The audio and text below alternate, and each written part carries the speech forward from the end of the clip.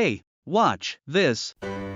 Long before cities rose and machines roared, the earth breathed freely and through forests, rivers, mountains, and skies. Nature is not just a place to visit, it's our home, our life source, our greatest gift. But today, this gift is in danger. What?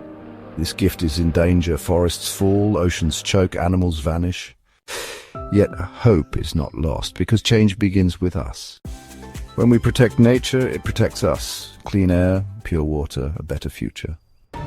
Protecting nature is not a choice. It's our duty. Let's be heroes for the planet.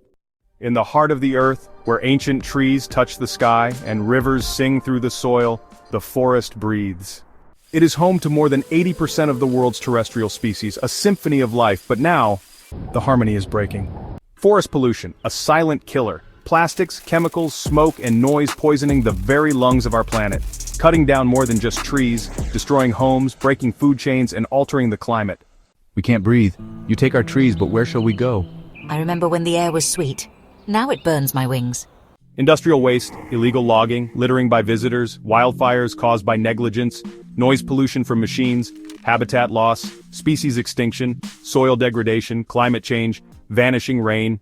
But all is not lost. Nature forgives if we act. Reduce plastic use, recycle and reuse, plant native trees, join forest cleanup drives, spread awareness, respect wildlife. The forest is not a resource to be used.